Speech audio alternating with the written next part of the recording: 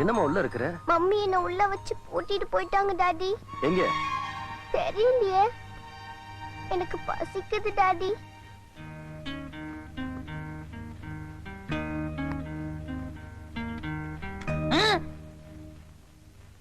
தம்பி, நீ இந்த வீட்டை வேணாலும் உட, ஆனா இந்த பூட்டை மட்டும் உடைச்சிடாத. இந்த பூட்டுக்கு பின்னால ஒரு பெரிய சரித்திரமே இருக்குது.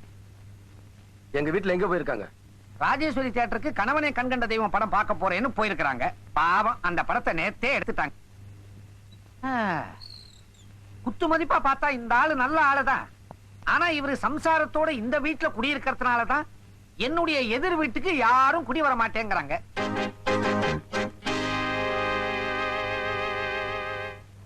யாரப்பா இது? வச்சலான்னு மேனேஜர் கூப்பிடாரா? அது யாருமா வச்சலா? மேனேஜர் கூப்பிடாரா? சீக்கிரம் போமா வச்சலா, போமா சீக்கிரம், மேனேஜர் கூப்பிடாரு. போமா சீக்கிரம்.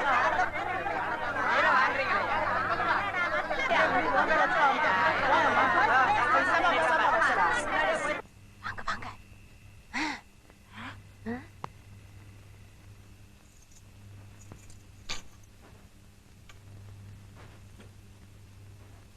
அம்மா பேய் படம் பார்த்துட்டு வந்துரு போல இருக்கு. மம்மி பேய் படமா பார்த்துட்டு வந்த? பாய் மூடி. பொண்டாட்டிய பொது இடத்துல பேர் சொல்லி கூப்பிடுறதுக்கே பயப்படுவாங்கன்னு சொல்லுவாங்க.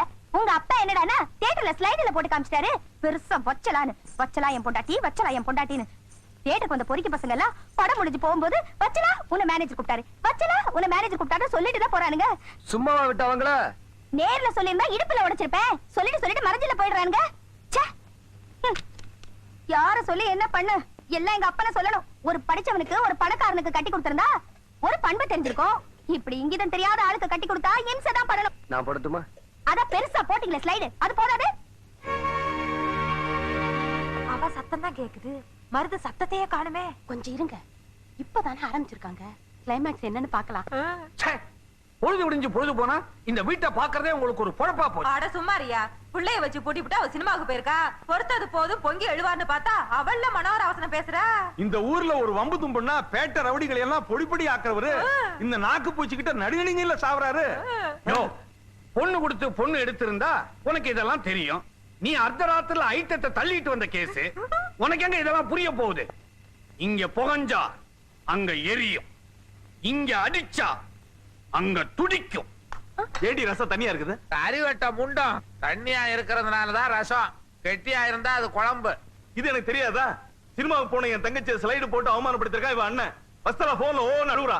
ஓன்னு அழுகுறது பிடிக்கலன்னா போனை கட் பண்ண வேண்டியதானே. நான் ஏன் போனை கட் பண்ணோம்?